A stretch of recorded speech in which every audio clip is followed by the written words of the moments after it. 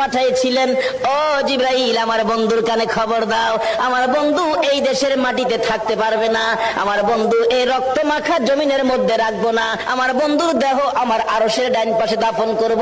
জিবরাইল খবর নিয়ে ডাকতেছেন, হুজুর আল্লাহর সালাম গ্রহণ করুন। আমি জিবরাইলের সালাম গ্রহণ করুন।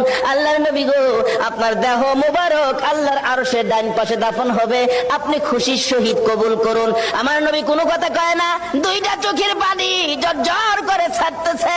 জিবরাইল বলেন, ইয়া রাসূলুল্লাহ, এত সুন্দর প্রস্তাব নিয়ে আসলাম, কোনো কথা কন না, খালি কাঁদেন কেন জানতে চাই। আমার নবী বলেন, জিবরাইল রে, তোমার জন্য খুশির খবর হতে পারে, আমি খুশি হতে পারলাম না। কেন পারলেন না? রে জিবরাইল, আমার দাফন আল্লাহর আরশের ডান পাশে হবে, আমি জানতে চাই আমার গুনাহগার উম্মতের দাফন কই হবে রে? জিবরাইল বলেন, আপনার উম্মতের দাফন এই জমিনের মধ্যে হবে। আমার নবীর কান্না আরো বেড়ে গেছে। জিবরাইল, না না, সইতে পারি না, আমি আরশে থাকবো আর আমার উম্মতেরা এই জমিনে থাকবে, আমার মন মানে না, প্রস্তাব আমি রাখবো না, আমার পক্ষ থেকে একটা প্রস্তাব আমার প্রভুর দরবারে তুলে ধরো। জিবরাইল রে, আমার গুনাহগার এতিম উম্মতেরা যেই জমিনে থাকবে, আমি নবী আরশে যাব না রে, আমি আমার গুনাহগার উম্মতের পাশে সেই জমিনের মধ্যে শুয়ে থাকবো।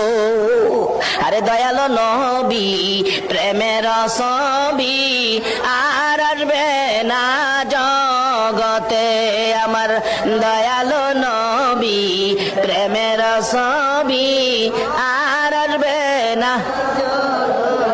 হাসর দিনে উম্মত বিনে, হাসর দিনে উম্মত বিনে যাবে না নবীজি বেহেশতে, দয়ালো নবী, প্রেমের ছবি আর আসবে না জগতে, আমার দয়ালো নবী, প্রেমের ছবি